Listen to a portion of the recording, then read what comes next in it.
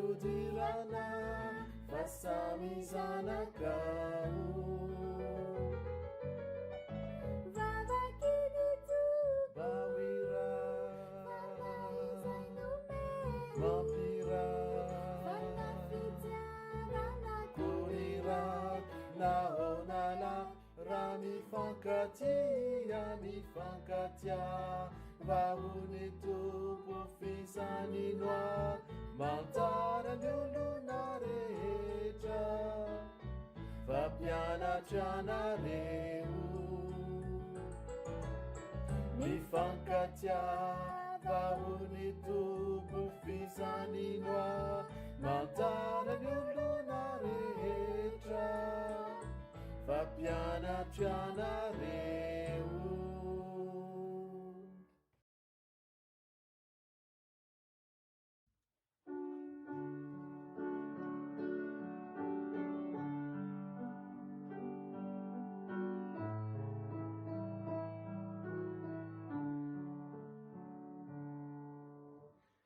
Trouvez dans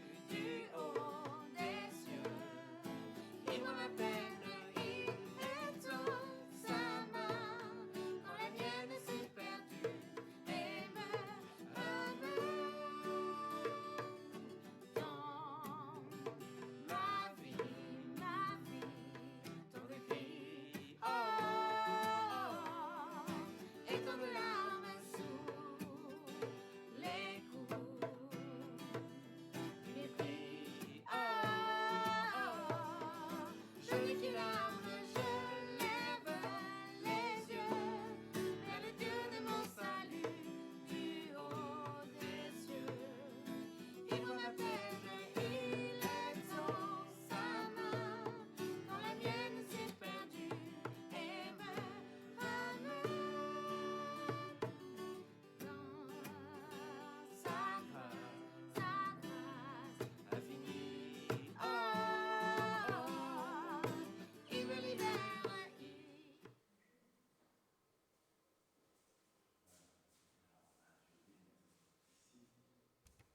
Là, normalement, on doit entendre. C'est bon, là, vous entendez avec le micro? Voilà, donc les amis qui sont connectés sur Facebook, ils vont entendre aussi. Ça fait plaisir de vous voir. J'ai hésité à me dire, est-ce qu'on met les lumières ou pas? Il y a un beau soleil. Et en même temps, dans le temple, on sent que quand il n'y a pas la lumière, ça fait un peu sombre. Et notamment avec le fait qu'on soit obligé de projeter, du coup, de mettre le petit voile là, le petit rideau. Mais on reste comme ça? Ça vous va? La grâce et la paix vous sont données de la part de Dieu, grâce et paix qui se sont manifestées en Jésus-Christ. Ça fait du bien de vous retrouver. Ça fait du bien là de se retrouver dans le temple, dans la maison du Seigneur, de se retrouver en présence de notre papa et de se retrouver en communauté aussi. Et puis après le culte, comme tous les jeudis, on a un petit temps de repas. Donc sentez-vous libre de rester ou non. Sentez-vous vraiment complètement libre de ce que vous voulez faire. Et les frères et les sœurs qui sont connectés, pour l'instant, là, je n'arrive pas à savoir qui vous êtes, parce que mon téléphone, il bug un peu. Mais voilà, le moment où vous venez au temple, vous serez les bienvenus pour le déjeuner qui suit le culte du jeudi. On est en vacances du culte du jeudi pendant 2 semaines. Et juste avant, on a eu une fois sur la lettre aux Romains, mais sinon on a eu tout ce temps aussi de la Semaine Sainte, avec des célébrations chaque jour de la Semaine Sainte, où on avait fait un petit temps en dehors de la lettre de Paul aux Romains. Mais aujourd'hui, ça y est, on reprend le rythme, et donc on va réétudier, on va continuer. En fait, pendant les semaines précédentes où on avait étudié cette épître, on avait juste étudié le premier chapitre. Donc on a encore beaucoup de chapitres à étudier, et je ne sais pas, je suis même convaincu qu'on n'arrivera pas avant les grandes vacances de l'été, avant la pause estivale, de faire toute la lettre aux Romains. Mais on va y aller tranquillement, et puis on va sentir aussi ce que le Seigneur nous dit à travers cette lettre. Avant la lettre, la lecture de la lettre de Paul aux Romains, je vous propose de lire un psaume, le psaume numéro 15, en introduction, et ça va nous servir aussi de prière. Seigneur, qui peut être reçu dans ton temple? Qui peut habiter dans ta montagne sainte? C'est celui qui se conduit parfaitement. Il fait ce qui est juste, ses paroles sont sincères et vraies. Il ne dit pas de mal des autres. Il ne fait de tort à personne. Il n'insulte pas son voisin. Il méprise celui qui agit mal, mais il honore ceux qui respectent le Seigneur. Même s'il fait une promesse difficile à tenir, il la tient. Il prête son argent sans intérêt et il n'accepte pas de cadeau pour accuser un innocent. Celui qui se conduit ainsi ne risque pas de tomber. Seigneur notre Dieu, nous te bénissons pour le roi David qui a écrit ce psaume et qui est une exhortation pour nous aujourd'hui en 2022 à prendre conscience de ce que tu attends de nous, pas uniquement en termes de foi, de conviction, d'idéologie, de valeurs, mais d'éléments très pratiques, de comportement dans notre relation avec notre prochain, avec nos voisins. Tu es un Dieu de justice, tu es un Dieu d'équité,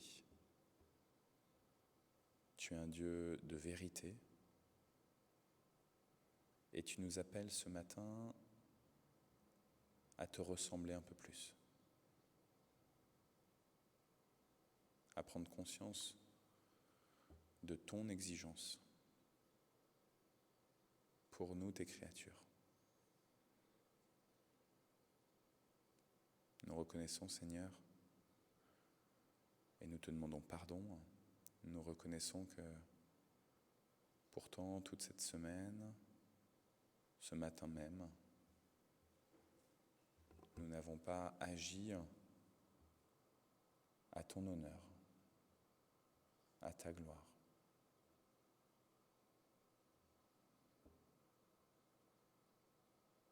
Nous te supplions par Jésus, prends pitié de nous et convertis-nous. On voit bien qu'on ne peut pas compter sur nos propres espérances à changer. Alors oui, nous nous livrons à toi pour que toi seul, tu nous transformes.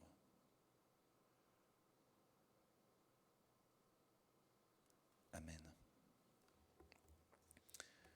Je vous propose de prendre un temps de louange, comme on en a l'habitude. Je vais aller derrière là-bas et je vais mettre les chants de louange par l'ordinateur.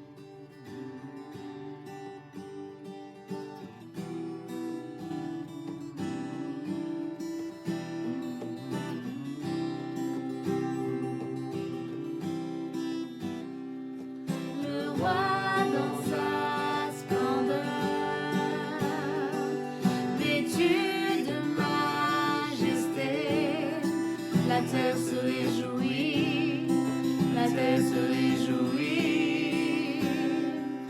Il est paré d'éclat. La nuit essaie de fuir au son de sa voix, au son de sa voix. Oh Dieu, tu es grand. Nous chantons, oh Dieu, tu es grand. Tous verront, oh Dieu, combien tu es grand.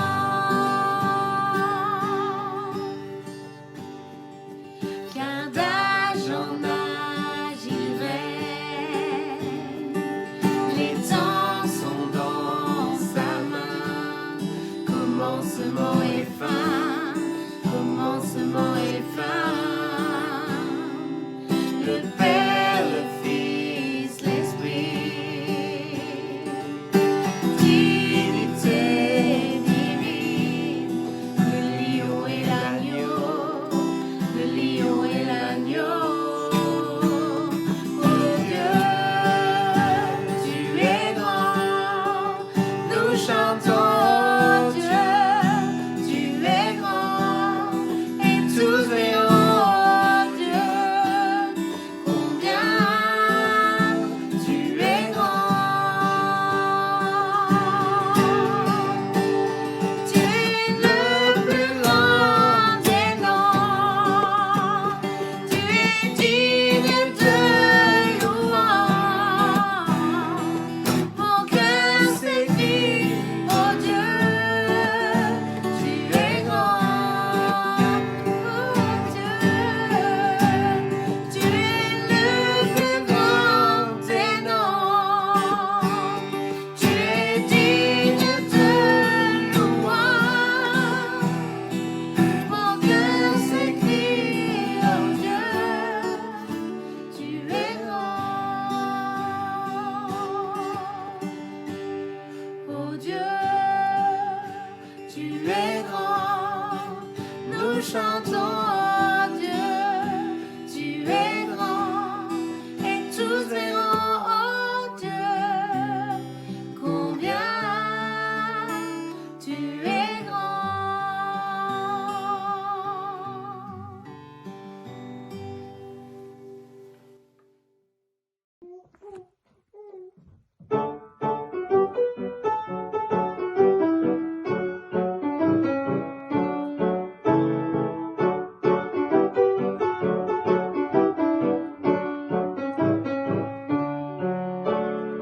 Je passerai ma vie à dire à tous les hommes que tu es bon. Oui, je passerai ma vie à dire à tous mes frères que tu es bon.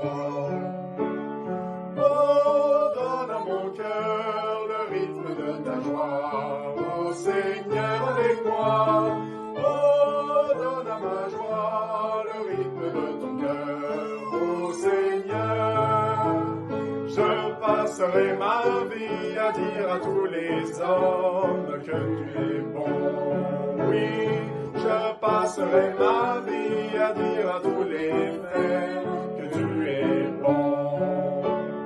Donne à ma chanson le rythme de ta vie. Oh Seigneur, mon ami. Oh, donne à ma vie le rythme des chansons de moisson. Je passerai ma vie à dire à tous les hommes que tu es bon. Oui, je passerai ma vie à dire à tous mes frères que tu es bon.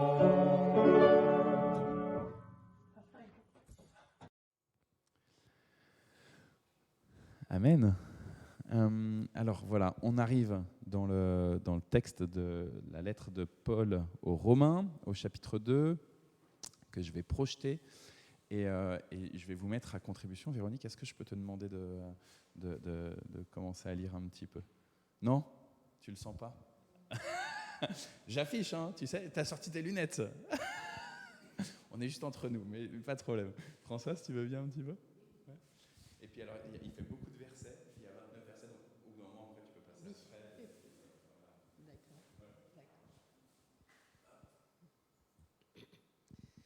Toi qui juges les autres, tu es donc sans excuse.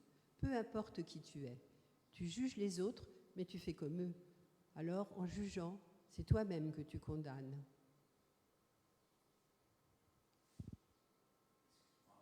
C'est pas grave. Oui, nous le savons, Dieu juge avec vérité ceux qui agissent ainsi. Toi, tu juges ceux qui font ces choses-là, mais tu fais comme eux. À ton avis, est-ce que tu vas échapper au jugement de Dieu ? Dieu est très bon, très patient. Il sait attendre. Est-ce que tu t'en moques ? Cette bonté de Dieu te pousse à changer ta vie. Tu ne le sais donc pas ? Tu refuses de comprendre, tu ne veux pas changer. C'est pourquoi tu prépares contre toi une grande colère pour le jour de la colère. Ce jour-là, Dieu va montrer qu'il juge les gens avec justice. Il récompensera chacun selon ses actes. Ceux qui cherchent toujours à faire le bien pour obtenir la gloire, l'honneur et la vie qui ne finit pas, à ceux-là, Dieu donnera de vivre avec lui pour toujours. Ceux qui se révoltent contre lui, qui n'obéissent pas à la vérité, mais qui se laissent diriger par ce qui est mauvais, à ceux-là, Dieu montrera son immense colère. Le malheur et la peur frapperont tous ceux qui font le mal, les Juifs d'abord, les autres ensuite.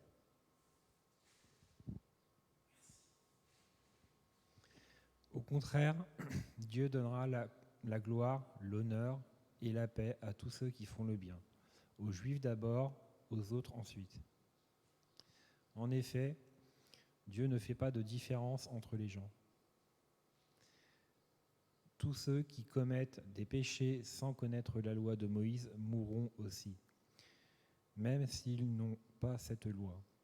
Mais tous ceux qui commettent des péchés en connaissant la loi de Moïse seront jugés par cette loi.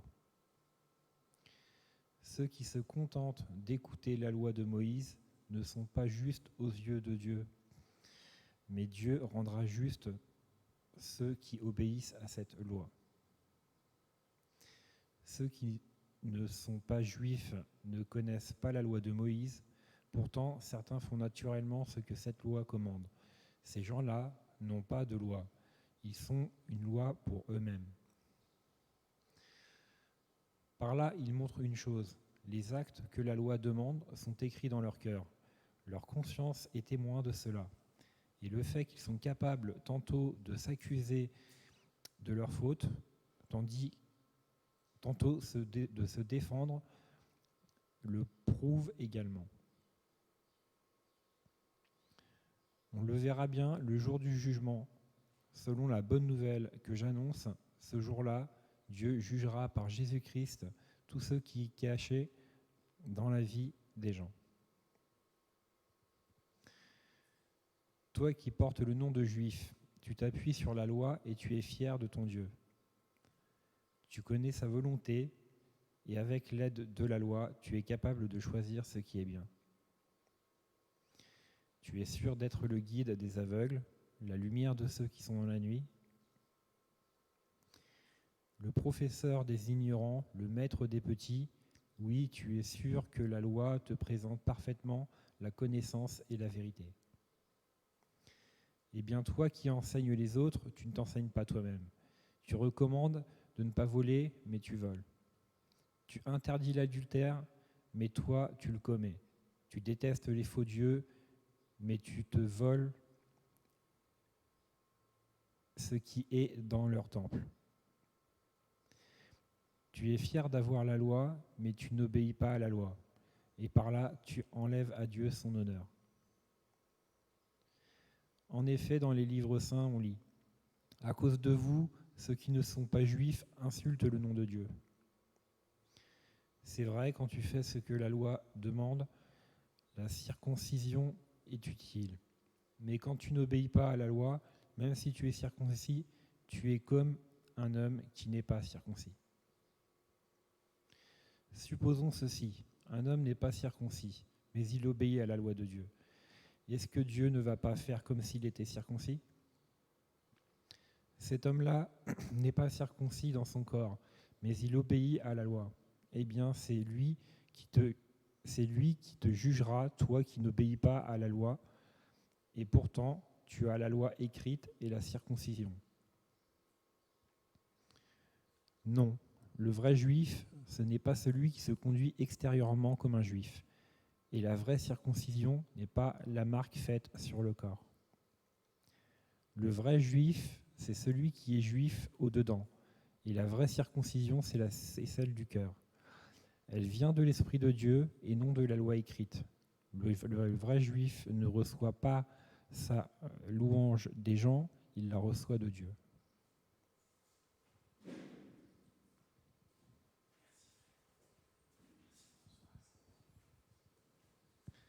Je vous ai dit, c'était un petit peu long. Alors, on a un problème avec Internet. Donc c'est pour ça que ça avait du mal avec mon téléphone. Le réseau, je ne sais pas ce qu'il fait là. Donc, du coup, je pense que ceux qui normalement essayent de se connecter pour être avec nous le jeudi, ça doit pas fonctionner comme il faut. Ça le dit sur l'ordinateur depuis tout à l'heure, que les ressources sont faibles. Seigneur, on te bénit pour l'apôtre Paul, on te bénit pour l'ensemble des personnes qu'il a pu rencontrer dans tous ses voyages missionnaires, toutes les personnes qu'il a pu convertir à toi, non par sa force, non par sa sagesse, mais uniquement par ton esprit. On te bénit, Seigneur, pour ces lettres qu'il a rédigées et que d'autres, des scribes, ont pu recopier et qui sont ainsi parvenus jusqu'à nous aujourd'hui en 2022, Seigneur.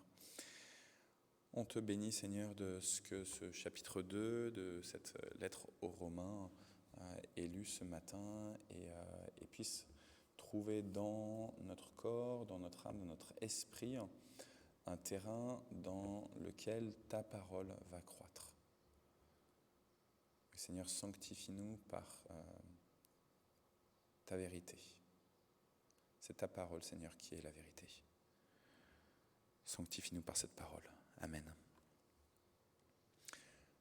La question du jugement, la question de la loi, que certains ont, que d'autres n'ont pas, la question de comment est-ce qu'on agit en fonction de, quand on connaît la loi, nul n'est censé ignorer la loi, dit l'adage, nul n'est censé ignorer la loi, et pourtant, Paul ici nous dit, il y a une réalité, c'est que la loi, ici la loi de Moïse, la loi de Dieu, la loi de celui qui a tout créé, qui a tout imaginé, avec des objectifs et des finalités pour chaque élément de la création. Lui, il a posé une loi, et pourtant, il y a des éléments de cette loi, ce qu'on appelle la loi de Moïse, pas la loi naturelle, mais la loi de Moïse, qui n'est pas révélée à tout le monde.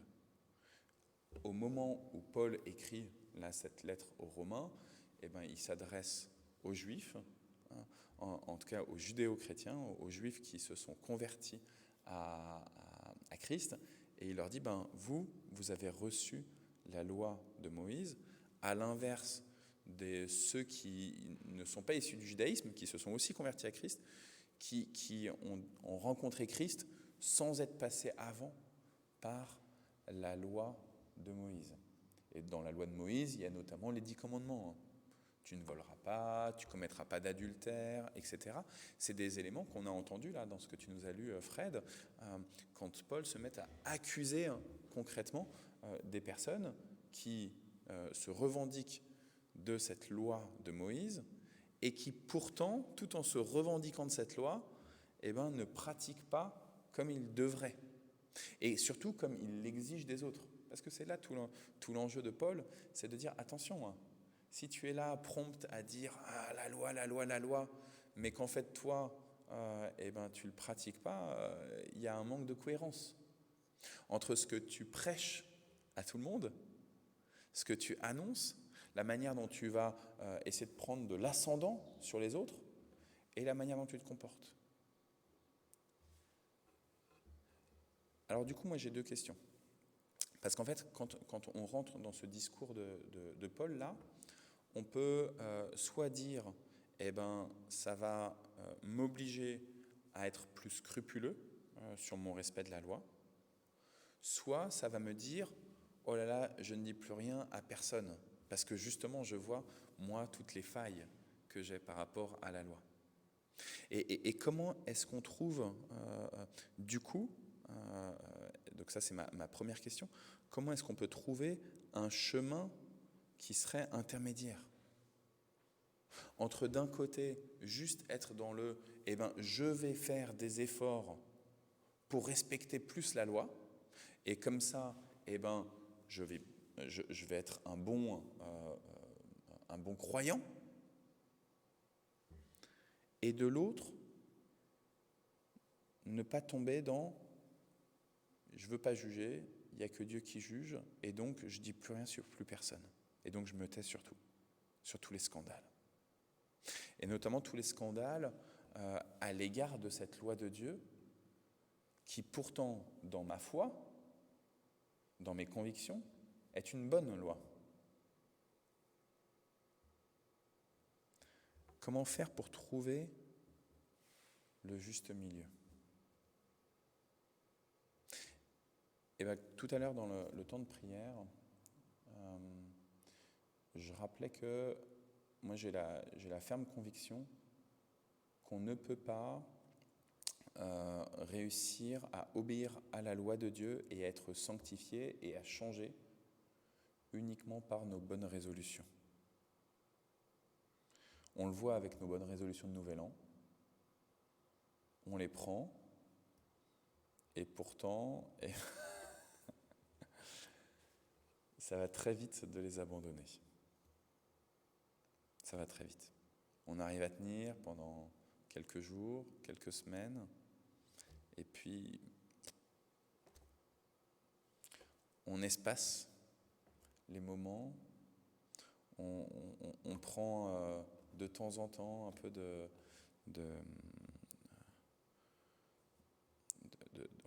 on laisse du lest par rapport à l'exigence de ces bonnes résolutions. Et puis finalement, on laisse tomber, quoi. J'ai la ferme conviction que le seul qui est capable de véritablement nous transformer, nous permettre d'être sanctifiés et de rentrer dans ce projet que Dieu a conçu, c'est Dieu lui-même. Il est le seul qui peut permettre à ce que nous correspondions à sa loi. Alors ça, c'est par rapport à ce premier questionnement, pour pas tomber dans le désir de m'auto-justifier, de m'auto-sanctifier. Or, on voit que aujourd'hui, il y a beaucoup de gens autour de nous, et peut-être que ça fait partie de notre humanité, mais qui cherchent sans cesse à s'équiper eux-mêmes, à faire en sorte que ce soit eux qui décident de leur propre vie et du coup de leur propre changement. Ils vont suivre des coachs, ils vont faire, ils vont suivre avec Internet, ils vont suivre avec des livres, des manières de se transformer. Or, nous, croyants, nous ne pouvons que nous tourner vers Christ et lui dire « Seigneur, je ne peux rien faire, mais toi tu peux. Toi tu peux. » Ça veut dire quand même qu'il faut, le constat est le même pour ceux qui comptent sur leurs propres efforts ou ceux comme nous qui allons compter sur le Seigneur. Il faut quand même d'abord avoir la visibilité sur le fait qu'on est en échec. Qu'on est en échec par rapport à cette loi de Dieu, qu'on est en échec par rapport à l'exigence qu'on voudrait avoir sur le respect de cette loi, et qu'on est en échec dans nos relations avec les autres. Vous avez bien remarqué qu'ici, à chaque fois, c'est des questions de relations humaines, parce que c'est là qu'on voit le respect de la loi de Dieu. Parce que finalement, si je vous dis la loi de Dieu, elle nous demande d'être en relation sans cesse avec Dieu et de prier Dieu, d'écouter sa parole, etc. Vous le savez bien, mais en vous-même, il n'y a rien qui permet de mesurer si vous êtes dans la relation avec le Seigneur. Et donc, objectivement, il n'y a que dans votre relation avec les autres que vous voyez le fossé qu'il y a entre l'exigence que vous avez de la loi, notamment, par exemple, je sais pas, pour rester très large, l'amour du prochain, quoi.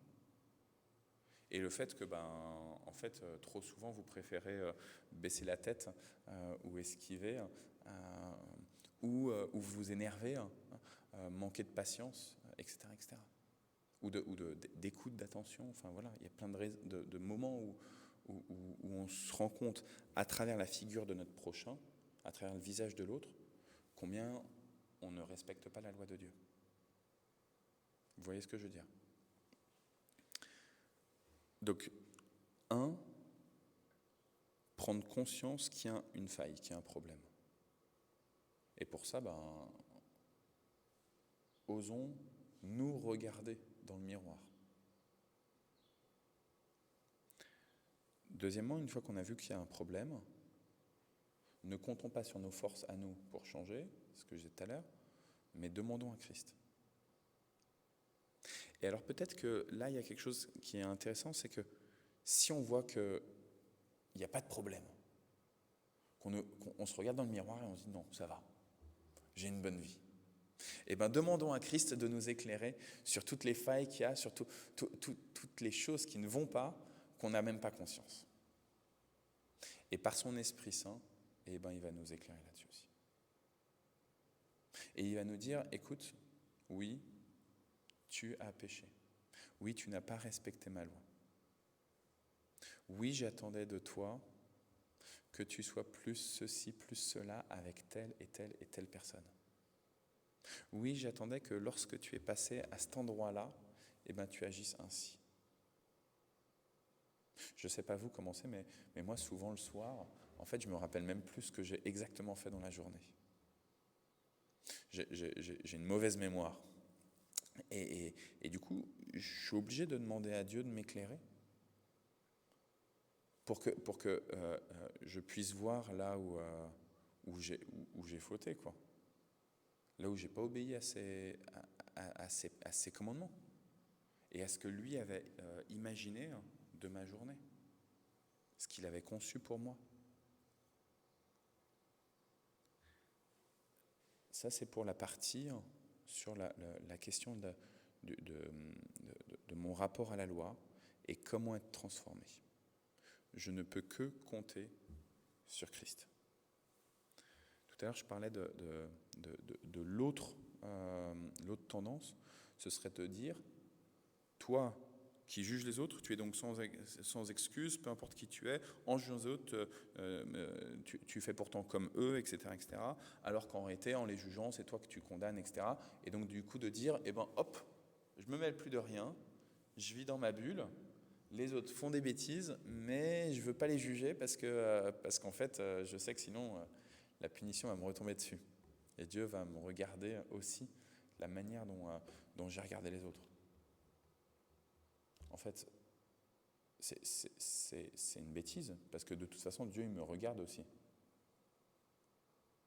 Et même si j'essaye de me dire, ok, je ne vais pas juger les autres, et je fais mon petit bout de chemin, la question c'est, est-ce que j'obéis quand même à mon maître, à celui qui m'a créé, concrètement? Or, Dieu ne nous a pas demandé d'être tout seul, en autarcie. Dieu nous a demandé d'être en interdépendance avec lui, mais aussi avec le reste de l'humanité.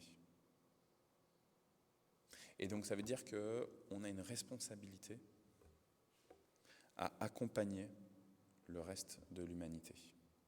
Et en premier lieu, nos plus proches, les membres de nos familles, et nos voisins, pour prendre les paroles de Paul. Et donc ça veut dire que fondamentalement,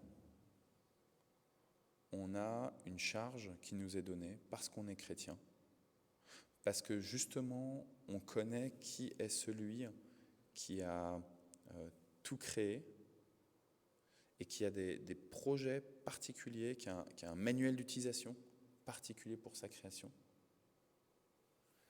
Et nous, on est porteurs de ça, et notre responsabilité est d'en témoigner. D'oser donner cette parole, voilà, dans la Bible, voilà ce que je lis. Voilà ce que je lis. Alors, je vous dis ça, je fais mon pasteur en chair, mais c'est pas facile, évidemment. C'est pas facile de venir voir quelqu'un et de lui dire, écoute, je pense que tu déconnes. Parce qu'évidemment, il y a même si on ne connaît pas toujours Romains 2, mais il y a cette pression de se dire, mais qui je suis ? Quand moi je regarde comment je me comporte par rapport à la loi de Dieu, mais qui je suis pour faire des remontrances à mon frère ou à ma sœur ? Et pourtant, si ce n'est pas moi qui accompagne mon frère ou ma sœur, qui est-ce qui le fera ? Si moi, en tant que porteur, en tant que gardien de la création, en tant que porteur de l'alliance entre Dieu et toute l'humanité, si moi je me tais, il n'y a pas de raison que les autres parlent. Eux qui ne connaissent pas Dieu, eux qui ne connaissent pas la volonté de Dieu, la loi de Dieu, il n'y a pas de raison qu'ils parlent. Ils vont peut-être parler de bonnes valeurs. On est dans un temps des bonnes valeurs des droits de l'homme, et c'est beau. Mais ce n'est pas la loi de Dieu, ça. Ce n'est pas les exigences qui peuvent être radicales du roi des rois.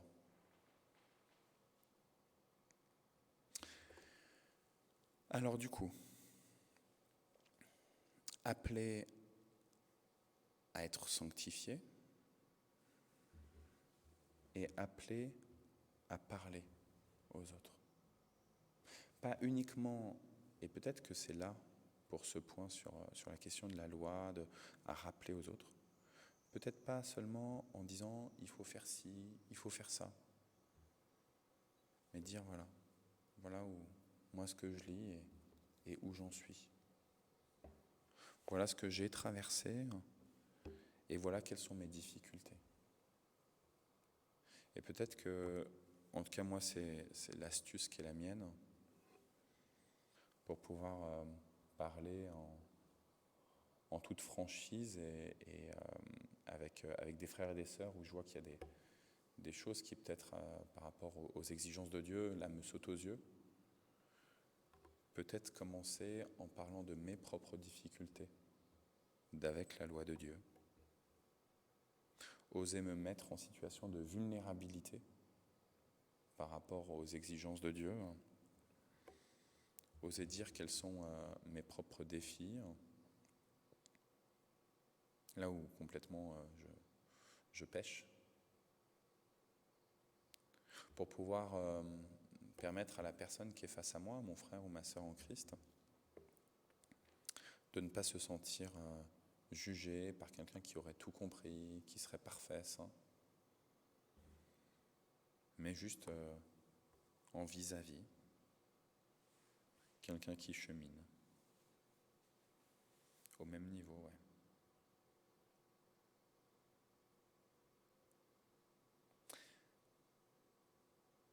Je vais juste terminer avec 2 versets qui m'ont frappé quand je lisais ce texte et que je le méditais hier. Ceux qui cherchent toujours à faire le bien afin d'obtenir la gloire, l'honneur et la vie éternelle, à ceux-là, Dieu donnera de vivre avec lui pour toujours. Ceux qui se révoltent contre Dieu, qui n'obéissent pas à la vérité, mais qui se laissent diriger par ce qui est mauvais, à ceux-là, Dieu montrera son immense colère. les versets 7 et 8. Ils m'ont beaucoup parlé hier, ces versets-là. Parce que, en fait, là où ils m'ont parlé, je vous le dis comme ça, hein, c'est quels sont nos objectifs derrière. Est-ce que mon objectif, là, aujourd'hui, on est le 12 mai, est-ce que mon objectif est de vivre pour la gloire de Dieu, pour la vie éternelle avec Dieu? Et ça me parle parce que ça nous permet d'avoir une mesure sur ma journée. Est-ce qu'aujourd'hui, jeudi, j'ai envie de vivre avec Dieu, ou est-ce que j'ai envie de vivre sans Dieu? Vivre sans Dieu, ça veut dire vivre contre Dieu, en fait.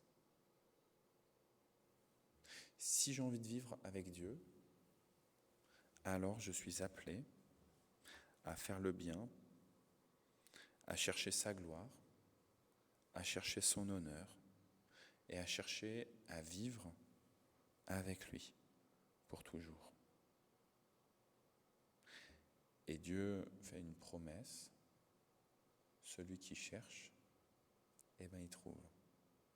À celui qui demandera, il sera donné.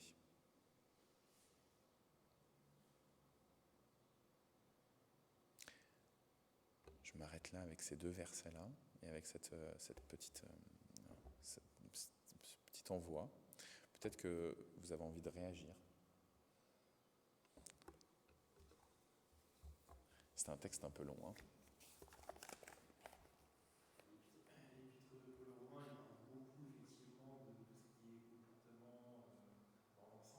Ouais.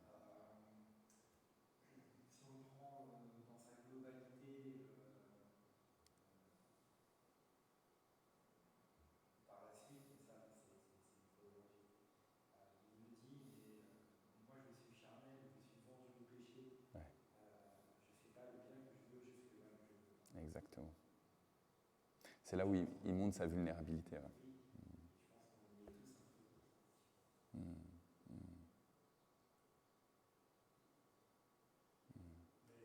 peu. C'est vrai que c'est d'autres écrivains qui complètent ça de manière magnifique.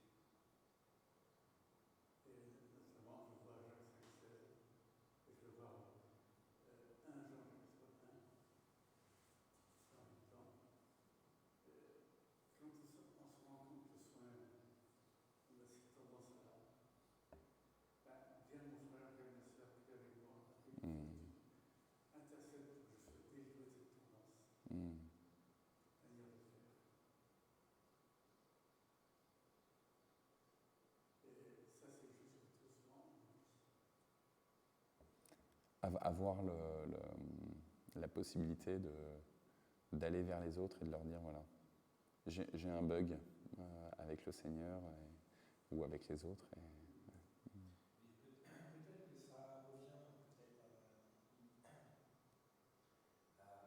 on n'a pas trop cette habitude de se confesser les uns les autres. On devrait logiquement le faire uniquement par un.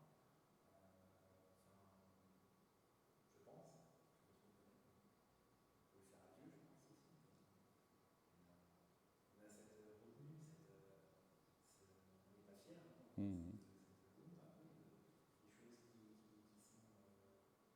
sont les plus gênantes. Et du coup, ça empêche un petit peu ce que Alain de faire cette Mais j'ai souvent vu le prier dans sa chambre,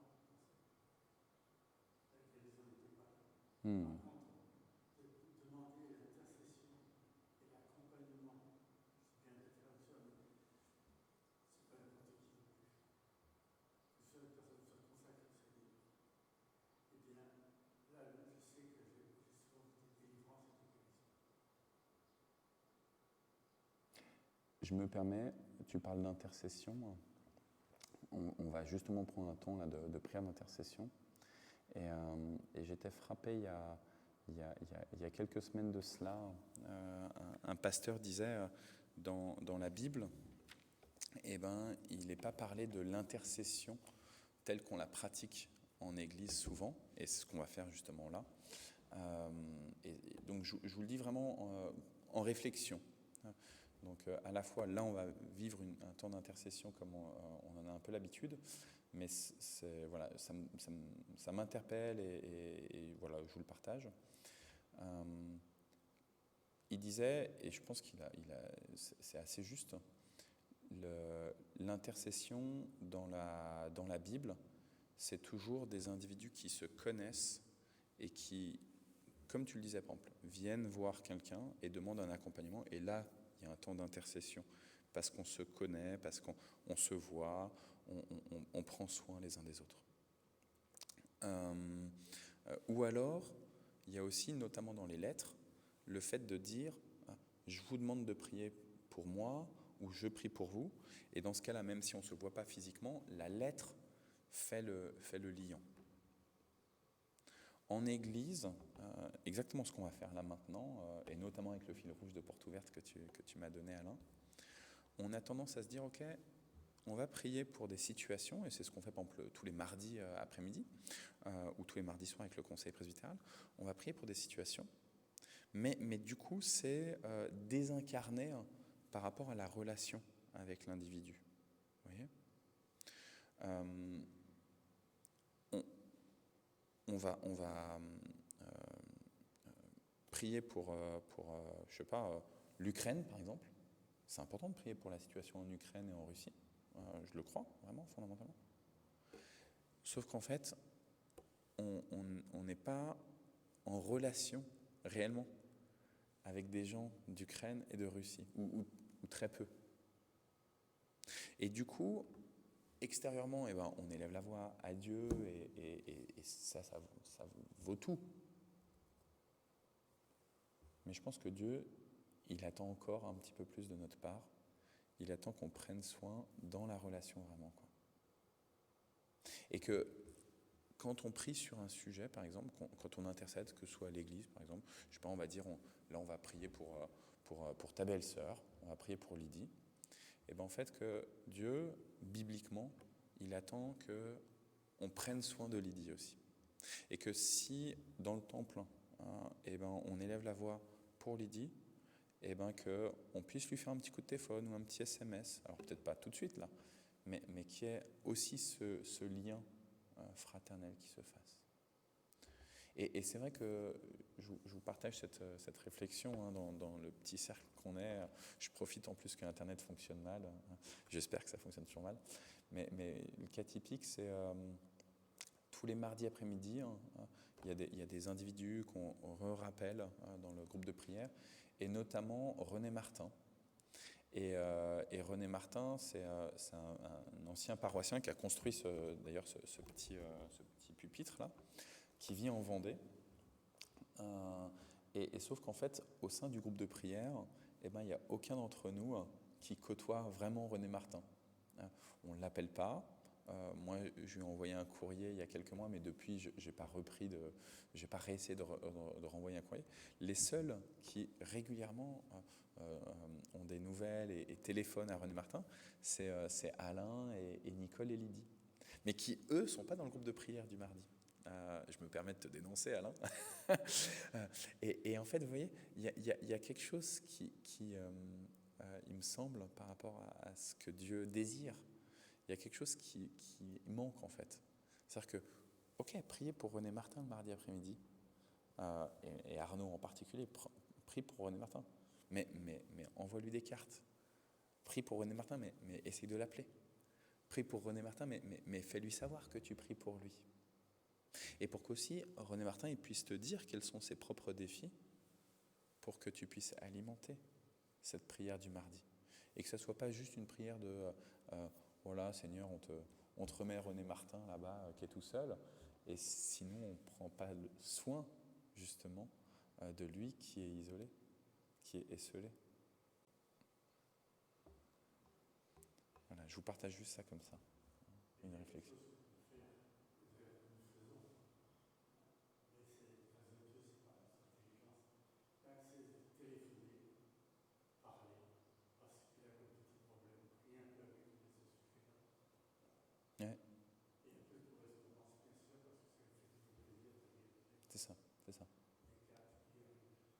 Et prendre du temps, en fait.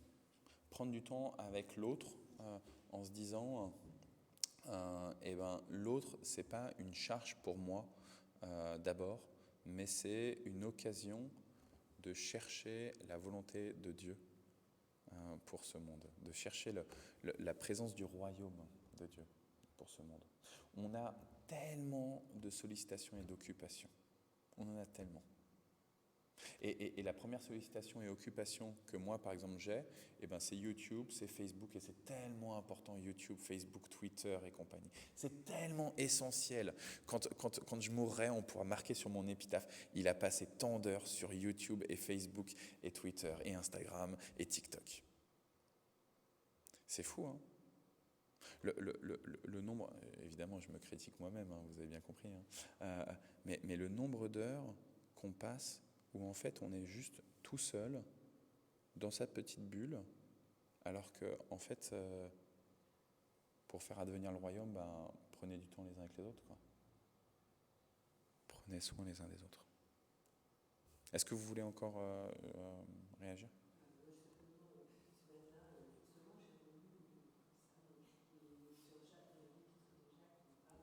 Le fait qu'il parle de l'épître de Jacques.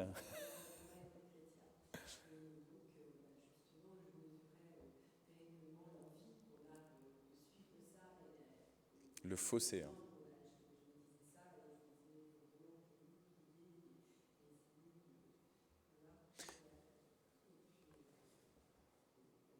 Non, mais j'allais te dire, tu vois, mais pour éviter aussi ce que je disais tout à l'heure, tu vois, sur les deux écueils, tu vois, dont je parlais tout à l'heure, mais pour éviter aussi de rentrer dans un processus de bonne résolution, tu vois, maintenant je veux changer, je veux me discipliner, etc. En fait, il n'y a que Dieu qui peut vraiment nous transformer. Mais du coup, il faut lui demander, Seigneur, transforme-moi pour que moi, je vous donne un exemple comme ça.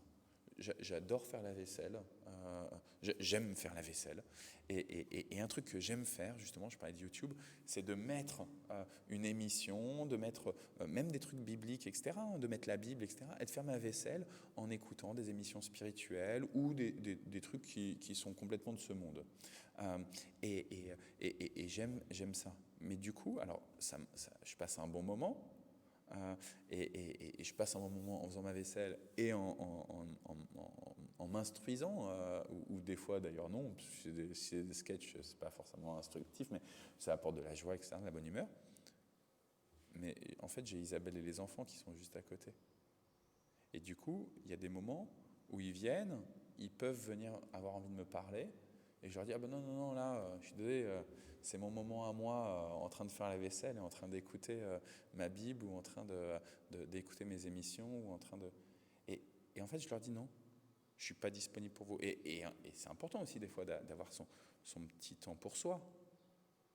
Mais si eux, là, ils ont besoin de moi, peut-être que ça vient du Seigneur, qu'il faut que je fasse, que je mette de côté ce que je suis en train de faire, parce que là, il y a quelque chose qui est de faire advenir le royaume pour eux.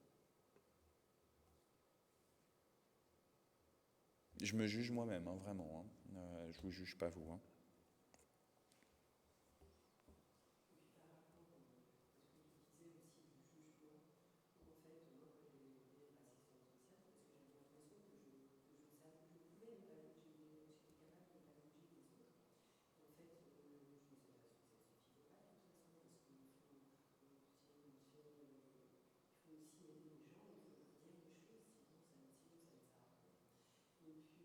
On ne peut pas rester neutre sur les situations.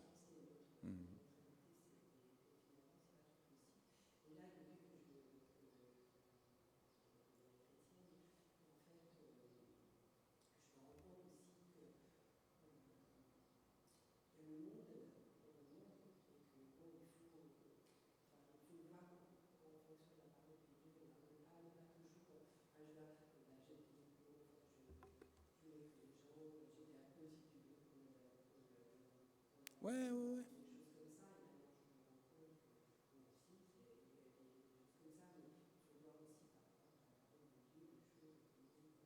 Et où c'est compliqué en fait, parce que ouais.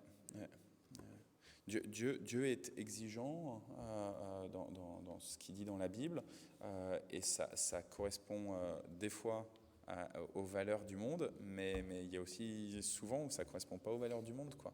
Ouais. Et- yeah.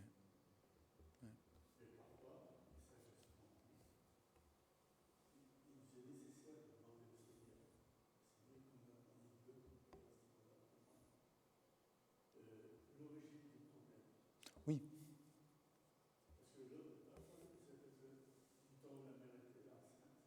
Mhm.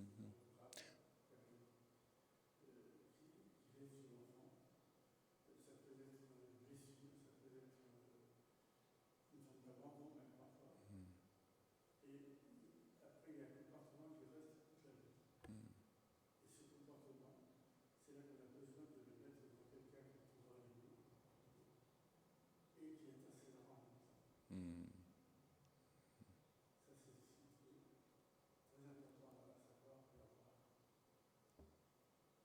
Ouais. Alors justement, en parlant d'intercession, et parce qu'il est 11 heures déjà, comme ça on va clôturer. Non, non, mais c'est très bien. Enfin, moi je suis très content quand on papote comme ça. C'est très très bien, c'est important. Au contraire, je dis papote, ça semble dénigré, mais non, au contraire, c'est très positif. Parler ensemble, discuter ensemble sur la parole de Dieu, je pense que c'est nécessaire. Du coup, je vous propose de vous lire là sur le fil rouge de Porte Ouverte. Il nous propose de prier pour les chrétiens de Philippines. Je vous lis le texte. Environ 40 jeunes chrétiens d'arrière-plan musulmans ont participé à une formation organisée par Porte Ouverte. C'était une formation dans le sud des Philippines. Et malgré des conditions pour aller sur cette île, les jeunes, ils y sont allés à fond. Ils ont prié, ils ont persévéré, etc. Et cette formation, elle a eu lieu il y a 2 mois. Voilà. Il y a une jeune adolescente qui a dit, à travers cette formation, j'ai compris que le sens de la vie ici-bas est d'adorer Dieu, mais aussi que j'ai été créé pour un but précis et que je ne suis pas inutile. Une adolescente, avec tout le questionnement des adolescents, qui dit, voilà, ma vie, elle a du sens. Je ne suis pas inutile. Et puis donc, petite précision, les Philippines sont l'un des 2 seuls pays à majorité chrétienne d'Asie du Sud-Est. Il y a 90% de chrétiens. Mais pourtant, sur les 10% de musulmans, il y en a donc qui se tournent à Christ. Et eux, souvent, ils sont victimes de persécutions. Voilà, du coup, il y a 3 tribus en particulier, les Tosug, les Yakans et les Sama, qui sont des tribus plutôt musulmanes, mais où il y a des conversions, et donc qui nous demandent de prier pour eux. Donc à la fois pour les formations organisées par Porte Ouverte, et puis pour les chrétiens qui sont d'arrière-plan musulman.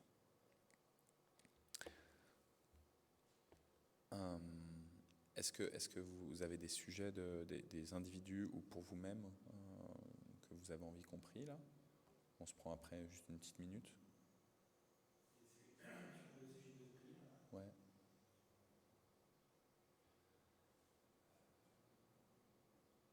Moi, j'ai toujours mon ancien collègue Jean qui est responsable de Pancréas, qui craint quand même. Donc, j'essaye de prendre des nouvelles régulièrement, mais pas trop, pas trop l'embêter non plus.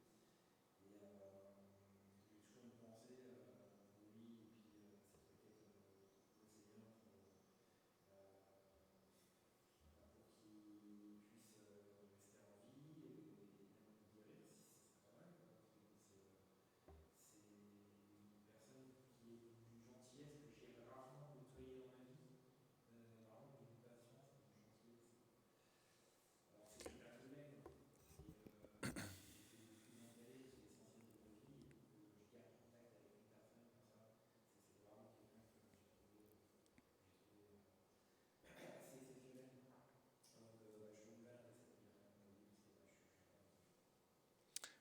prier pour Jean, et nous, on a envie à la fois de prier pour Jean, mais aussi de prier pour justement tous les contacts que tu as avec lui, pour que tu, par rapport à tout ce qu'on a dit avant, là, que tu puisses prendre soin de lui, justement, et oser des paroles de la part de Dieu, des paroles inspirées par l'Esprit.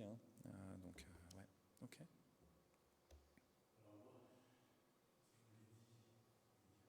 Ouais.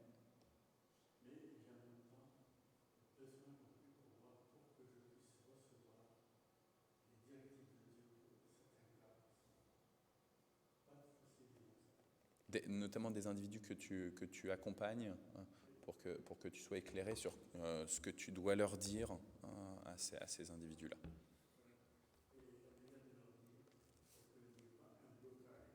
Ouais, ouais.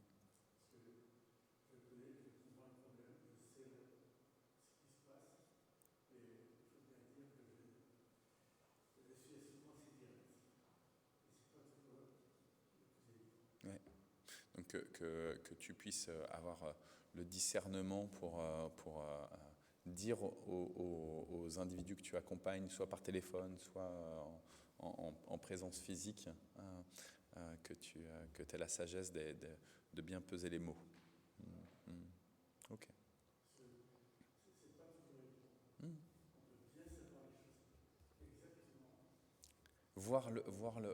Tu parlais tout à l'heure des sources des problèmes, etc. On peut vraiment, le Seigneur nous donne des paroles très claires, mais ouais, savoir l'amener ensuite, c'est pas simple. Ouais. Ok.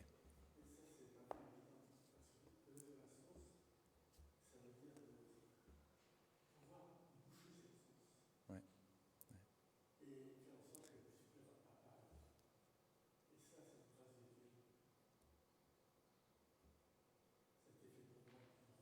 Ouais.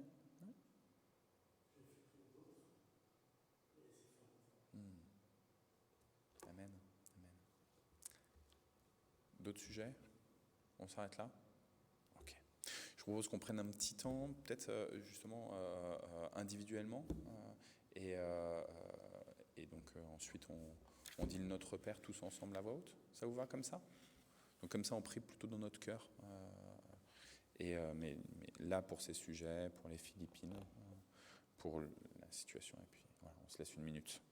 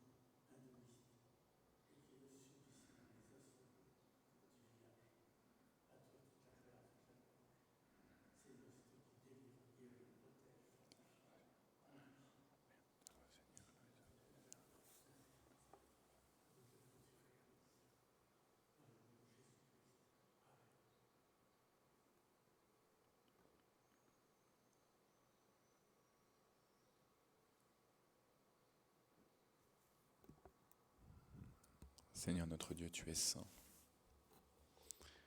Tu es saint. Et avec le psaume 15, tout à l'heure, on entendait que pour pouvoir s'approcher de toi, il faut être sanctifié. Tu peux pas avoir dans ton temple, sur ta montagne, des personnes qui ne sont pas rendues saintes. Donc on te supplie, Seigneur, vraiment de nous sanctifier par Jésus. Nous, on est incapables de nous sanctifier. Alors oui, vraiment par ton esprit, par ton Christ, Viens sanctifier ce monde. On a besoin de toi, Seigneur. Ne nous abandonne pas. Et avec Christ, on veut te prier selon ces mots à lui. Notre Père qui es aux cieux, que ton nom soit sanctifié, que ton règne vienne, que ta volonté soit faite sur la terre comme au ciel. Donne-nous aujourd'hui notre pain de ce jour. Pardonne-nous nos offenses, comme nous pardonnons aussi à ceux qui nous ont offensés. Et ne nous laisse pas entrer en tentation, mais délivre-nous du mal, car c'est à toi qu'appartiennent le règne, la puissance et la gloire, pour les siècles des siècles. Amen. Voilà. On va s'arrêter là. Donc, la bénédiction de notre Seigneur repose sur vous. Qu'il vous aiguille sur ses projets, ses objectifs pour votre journée et pour les journées à venir cette semaine. Que vous puissiez être remplis de l'esprit de sagesse, de vérité et de sanctification. Aimez-vous les uns les autres. Amen.